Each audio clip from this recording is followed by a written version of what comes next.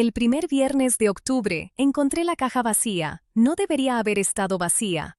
Durante 23 años había estado guardada en el mismo lugar, en el estante superior del closet de mi papá, detrás de las cajas de zapatos viejos que nadie usaba, pero que nadie se atrevía a tirar. La caja de terciopelo azul oscuro con el broche dorado, que ya no cerraba bien. La abrí esperando ver el collar de perlas que mi abuela había usado el día de su boda, los aretes de esmeraldas que le regaló mi abuelo cuando nació mi papá, el broche de plata con forma de mariposa que siempre olía levemente a su perfume, incluso años después de su muerte. La caja estaba vacía, completamente vacía, excepto por una pequeña mancha circular en el forro de seda donde el collar siempre había descansado. Mi madrastra Lorena no sabía algo muy importante. Una de esas joyas, el anillo de oro con el sello de la familia que mi abuela nunca se quitó hasta el día en que murió, no era solo un anillo, era una llave. Pero antes de continuar con esta historia, checa si ya estás suscrito a Ecos del Destino y cuéntame en los comentarios desde dónde nos estás viendo. Nos encanta saber hasta dónde llegan estas historias de vida, verdad y justicia. Mi nombre es Daniela. Tengo 29 años y soy restauradora de arte en Guadalajara. Trabajo con cosas viejas, cosas que la gente cree que ya no tienen valor hasta que alguien con paciencia y conocimiento les devuelve lo que siempre tuvieron. Tal vez por eso entendí antes que mi papá lo que estaba pasando en nuestra propia casa. Mi mamá murió cuando yo tenía 11 años. Cáncer de páncreas que se la llevó en 6 meses. Tan rápido que todavía hay momentos en los que siento que no alcancé a despedirme bien. Mi papá se quedó solo conmigo, un hombre de 40 años que trabajaba como ingeniero civil y que no sabía cómo peinarme para la escuela, ni cómo hablar conmigo sobre las cosas que una niña de 11 años necesita entender sobre el mundo. Lorena apareció 3 años después. La conoció en una conferencia de trabajo en Monterrey. Ella era coordinadora de eventos, tenía 10 años menos que mi papá y una sonrisa que parecía diseñada específicamente para situaciones donde la gente toma fotografías. Mi abuela, la mamá de mi papá, nunca confió en ella. No lo decía directamente porque mi abuela pertenecía a esa generación que no consideraba apropiado hablar mal de la gente en voz alta, pero yo la veía observar a Lorena durante las cenas familiares, con esa mirada que tenía cuando revisaba las cuentas del súper y encontraba un precio que no cuadraba. 2 meses antes de que mi papá y Lorena se casaran, mi abuela me llevó aparte una tarde. Estábamos en su casa, esa casa en las afueras de la ciudad, con el jardín lleno de bugambilias moradas que ella misma había plantado 40 años atrás. Me sentó en la sala, me dio un vaso de agua de Jamaica y me habló con esa claridad que solo tienen las personas que saben que su tiempo es limitado. Daniela, las cosas materiales no importan mucho en esta vida, pero algunas cosas materiales cargan historias, y las historias sí importan. Cuando yo ya no esté, tu papá va a guardar mis joyas. Son para ti, no para nadie más, solo para ti. Me mostró cada pieza. El collar de perlas que había pertenecido a su propia madre. Los aretes de esmeraldas que mi abuelo le compró con el primer bono grande que recibió en su trabajo. El broche de mariposa que había sido un regalo de su hermana que murió joven. Y el anillo. El anillo con el sello de la familia Montoya, una pieza de oro macizo con un escudo grabado que databa de principios del siglo XIX. Este anillo tiene una función que casi nadie conoce, me dijo, girándolo entre sus dedos manchados por la edad, pero tú vas a saberlo cuando sea el momento correcto. No me dijo más ese día. Mi abuela murió 8 meses después, tranquila, en su propia cama, rodeada de las bugambilias que podía ver por la ventana de su cuarto. Tenía 82 años y una lucidez que mantuvo hasta el último momento. En el testamento, que se leyó una semana después del funeral, dejó instrucciones muy claras. Las joyas eran para mí, pero debían quedarse en resguardo de mi papá hasta que yo cumpliera 25 años, o me casara, lo que pasara primero. Era una cláusula anticuada, lo sé. Pero también era un candado legal bastante claro. Esas joyas no podían venderse, regalarse ni transferirse a nadie que no fuera yo. Lorena estuvo presente en esa lectura del testamento. Yo tenía 18 años en ese entonces. Recuerdo que se quedó muy callada cuando el abogado leyó esa parte, jugueteando con el borde de su bolsa de piel, mientras mi papá asentía y firmaba los documentos correspondientes. Los siguientes años pasaron en esa normalidad incómoda que se instala en las casas donde hay una madrastra que nunca termina de ser mamá y una hijastra que nunca termina de aceptarla como parte de la familia. No era que Lorena fuera cruel. No gritaba, no me maltrataba, no hacía las cosas que uno ve en las películas. Era más sutil que eso.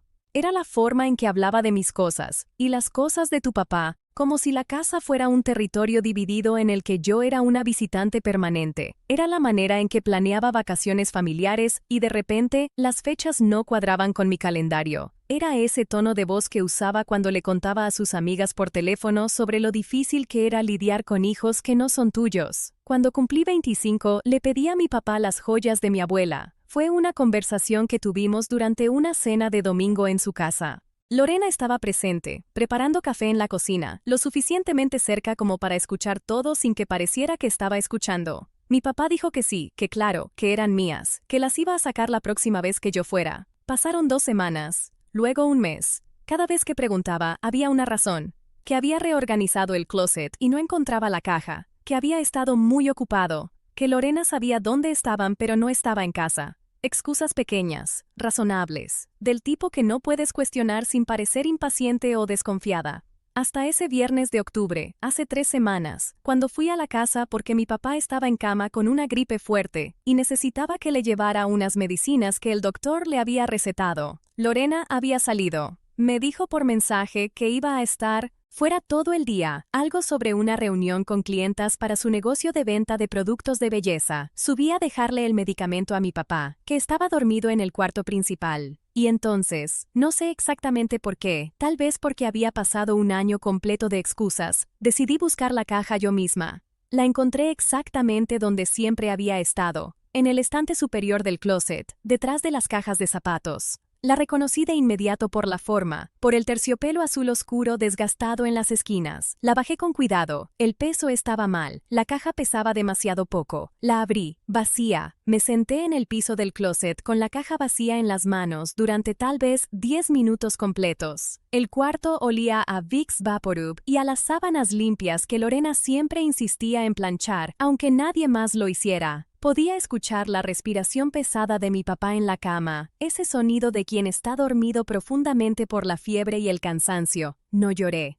Eso fue lo extraño. Esperaba sentir una ola de tristeza o de enojo, pero lo que sentí fue algo más frío y más claro. Fue la sensación de que una sospecha que había estado flotando en el fondo de mi mente durante años acababa de confirmarse de la manera más concreta posible. Saqué mi celular, le tomé fotos a la caja vacía desde 4 ángulos diferentes, fotos al interior con la mancha circular en la seda, una foto del estante donde estaba guardada. Lo documenté todo antes de volver a colocar la caja exactamente donde la había encontrado. Bajé las escaleras, salí de la casa, me subí a mi carro y manejé los 20 minutos de regreso a mi departamento sin poner música, en un silencio que se sentía como estar bajo el agua. Esa noche, busqué en mis archivos digitales la copia del testamento de mi abuela, que el abogado me había enviado años atrás. Lo leí completo 3 veces. La cláusula era clara. Las joyas eran mías, resguardadas por mi papá, intransferibles. Venderlas sin mi consentimiento constituía apropiación indebida de bienes heredados. También busqué en mi computadora las fotos del funeral de mi abuela. Tardé casi 1 hora en encontrar la carpeta correcta, archivada dentro de otra carpeta, como si mi mente hubiera querido enterrar esos recuerdos lo más profundo posible. Encontré una foto de las joyas que alguien había tomado durante el velorio, cuando todavía estaban exhibidas junto al féretro según la tradición de la familia. Ahí estaba todo. El collar, los aretes, el broche, el anillo. Amplié la imagen del anillo todo lo que pude. El sello de la familia Montoya era visible, pero había algo más. En el interior del aro, casi imposible de ver en la foto, había una inscripción microscópica. Siempre había estado ahí. Mi abuela me la había señalado aquella tarde en su casa, pero yo había sido demasiado joven para entender el peso de lo que me estaba mostrando. La inscripción era una serie de números. 471952. Al día siguiente era sábado. Llamé a mi papá temprano, antes de que Lorena se despertara. Le pregunté cómo seguía de su gripe. Me dijo que mejor, que ya no tenía fiebre, Le pregunté si podíamos vernos a solas, que necesitaba hablar con él sobre algo importante. Hubo un silencio del otro lado de la línea, ese tipo de silencio que indica que la persona ya sabe de qué vas a hablar, aunque todavía no lo hayas dicho. Quedamos de vernos en una cafetería que está a medio camino entre su casa y mi departamento, un lugar neutral, con mesas afuera, lleno de familias y parejas jóvenes un sábado por la mañana. Llegó solo, como habíamos acordado. Traía puesta esa camisa azul que mi mamá le había regalado hace más de 15 años y que se negaba a tirar aunque el cuello ya estuviera desgastado. Se sentó frente a mí con un café americano que no se tomó. Nada más lo sostuvo entre las manos como si necesitara algo a qué aferrarse. No perdí tiempo. Le dije que había encontrado la caja vacía. Vi cómo su cara pasaba por varias expresiones en el lapso de tal vez 3 segundos. Sorpresa que era demasiado actuada para ser genuina. Luego confusión. Luego algo que se parecía a la resignación. Daniela, empezó, pero lo detuve. Le dije que no quería explicaciones todavía. Solo quería saber 3 cosas. ¿Cuándo habían desaparecido las joyas? ¿Quién las había tomado? ¿Y dónde estaban ahora? Mi papá es un hombre que ha pasado toda su vida resolviendo problemas de ingeniería, calculando cargas y resistencias, buscando siempre la solución más estructuralmente sólida. Pero en ese momento, sentado frente a mí, en esa cafetería llena de gente, se veía como alguien que había olvidado cómo resolver el problema más importante.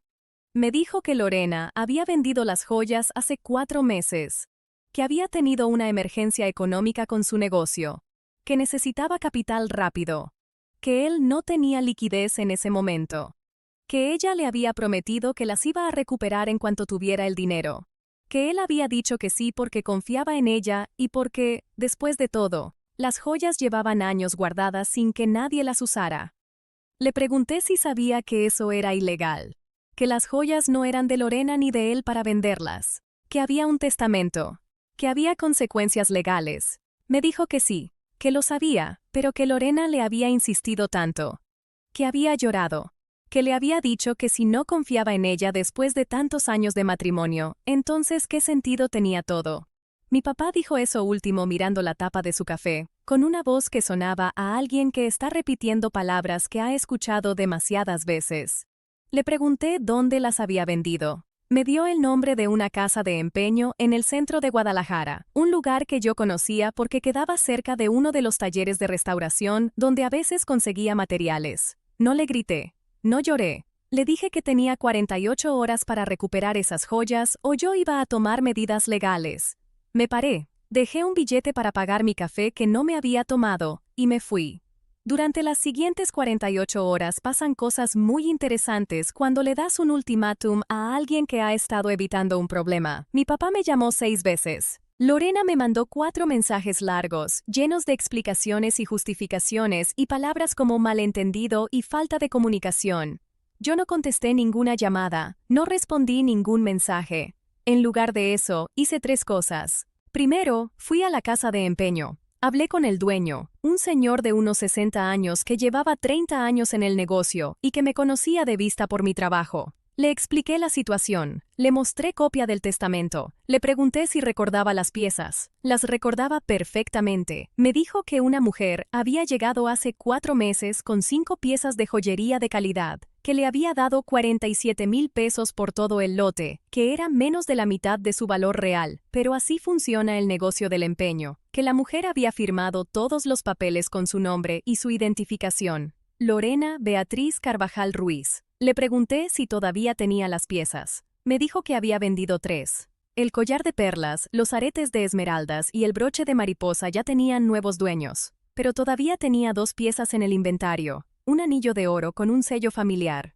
y una cadena de plata que yo no recordaba haber visto en la caja, pero que debió haber estado guardada en el compartimento inferior que tenía doble fondo. Segundo, llamé al abogado que había manejado el testamento de mi abuela, licenciado Héctor Mendoza, un hombre de casi 70 años que había sido amigo de mi abuelo. Le expliqué todo. Me dijo que yo tenía un caso sólido, que había evidencia documental clara, que si queríamos llevar esto por la vía legal, Lorena podría enfrentar cargos por apropiación indebida y mi papá como cómplice. También me dijo algo más. Me dijo que mi abuela había dejado instrucciones selladas con él, que solo debían abrirse cuando Daniela lo necesite. Me preguntó si este era el momento. Le dije que sí. Tercero, investigué los números del anillo. 471952. Durante años había asumido que era una fecha, tal vez un aniversario familiar, pero las combinaciones no cuadraban con nada que yo conociera.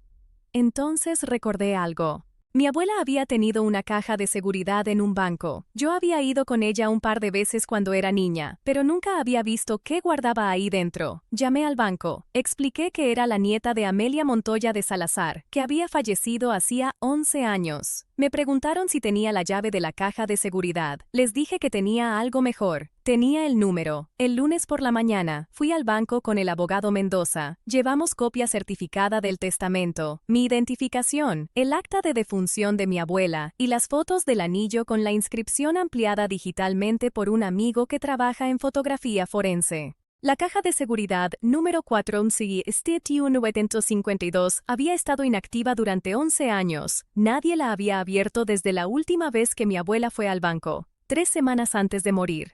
Cuando la gerente del banco la abrió frente a nosotros, en esa pequeña sala privada que huele a metal y a papeles viejos, lo que encontramos adentro cambió todo. Había documentos, escrituras de 3 propiedades que yo no sabía que mi abuela poseía.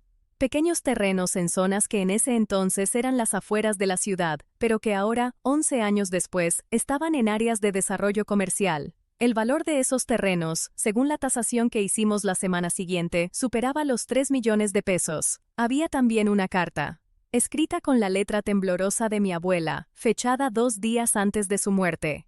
Daniela, si estás leyendo esto es porque el anillo cumplió su propósito. Estas propiedades son tuyas. Son el resultado de años de trabajo de tu abuelo y mío, guardadas para ti porque sabíamos que las ibas a necesitar. No dejes que nadie te quite lo que es tuyo por derecho. Las cosas materiales no importan, pero la dignidad sí. Tu abuela que te ama, Amelia. Salí del banco ese lunes con una carpeta llena de documentos legales que convertían mi situación económica en algo completamente diferente de lo que había sido cuando entré. Esa tarde le mandé un mensaje a mi papá. Un solo mensaje, muy corto. Necesito que tú y Lorena vengan a mi departamento mañana a las 6 p.m. No es una invitación. Llegaron puntuales. Lorena traía ese vestido beige que se pone cuando quiere parecer respetable y un bolso que yo no le había visto antes, probablemente comprado con los 47,000 pesos de las joyas de mi abuela. Mi papá traía la misma cara de resignación que había tenido en la cafetería. Lo senté en la sala. No ofrecí café. No había nada social en esta reunión. Puse sobre la mesa 5 cosas. Las fotos de la caja vacía. Copia del testamento de mi abuela con la cláusula subrayada. El recibo de la casa de empeño con el nombre de Lorena. Los documentos de las propiedades que acababa de descubrir. Y la carta de mi abuela. Le dije a Lorena que había vendido propiedad robada. Que había falsificado implícitamente el consentimiento de la heredera legal. Que el abogado Mendoza tenía listo un caso que podía resultar en cargos criminales. Vi cómo su cara pasaba del tono beige de su vestido a un blanco casi transparente. Le dije a mi papá que había sido cómplice, que había violado los términos de un testamento del cual él era ejecutor temporal, que había traicionado la confianza de su propia madre. No levanté la voz en ningún momento. No hizo falta. Lorena empezó con las explicaciones. Las lágrimas que aparecían justo cuando las necesitaba, igual que Mariana en la historia de otra familia. La voz quebrada hablando de presiones económicas, de malentendidos, de intenciones buenas ejecutadas mal. La detuve. Le dije que no me interesaban sus intenciones. Me interesaban los hechos. Y los hechos eran simples. Ella había robado. Punto. Mi papá intentó mediar, usando ese tono de seamos razonables que usan los hombres que han pasado su vida evitando conflictos en lugar de resolverlos. Me dijo que Lorena estaba dispuesta a devolverme el dinero, que podíamos arreglar esto en familia. Le dije que ya no era cuestión de dinero. Las 3 piezas vendidas ya tenían nuevos dueños. El collar de mi abuela, los aretes que mi abuelo le dio, el broche de su hermana muerta, ya no iban a volver. No había cantidad de dinero que recuperara eso, pero había una solución, una sola. Lorena iba a ir personalmente a la casa de empeño, iba a recuperar las 2 piezas que quedaban, el anillo y la cadena, usando su propio dinero. Iba a firmar un documento legal renunciando a cualquier reclamación futura sobre las propiedades que mi abuela me había dejado, y ella y mi papá iban a cubrir los gastos del proceso de transferencia legal de esos terrenos a mi nombre. Si todo eso pasaba en las próximas 72 horas, yo no presentaría cargos. Si no, el licenciado Mendoza tenía instrucciones de proceder. Lorena aceptó. No porque quisiera, porque no le quedaba opción. 3 días después, tenía el anillo de mi abuela de vuelta en mis manos. El mismo anillo con el sello de los Montoya y los números que me habían llevado al secreto más importante que mi abuela me pudo haber dejado. Lo sentí más pesado de lo que recordaba. No por el oro, sino por todo lo que representaba. Las propiedades se transfirieron a mi nombre 2 semanas después. Mi papá cubrió todos los gastos legales sin protestar. No he vuelto a hablar con Lorena desde esa tarde en mi departamento. Mi papá me llama de vez en cuando, conversaciones cortas e incómodas, donde ninguno de los dos menciona lo que pasó, como si no hablar de ello pudiera hacer que doliera menos. Lo que aprendí de todo esto es que los secretos tienen una manera muy particular de revelarse exactamente cuando necesitan revelarse.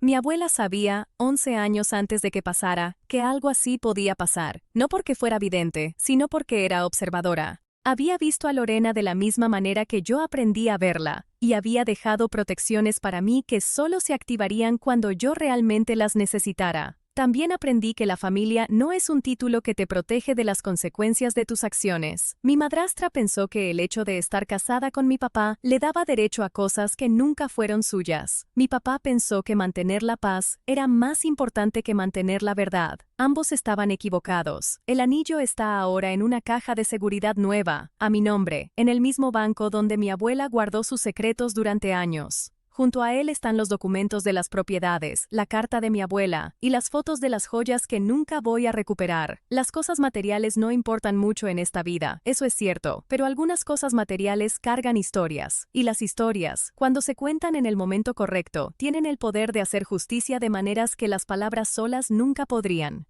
Si esta historia te llegó al corazón, pícale en suscribirse a Ecos del Destino. Cuéntame en los comentarios qué parte te impactó más. Y no olvides unirte como miembro del canal para acceder a historias exclusivas que no comparto en ningún otro lado. Nos vemos en la próxima historia.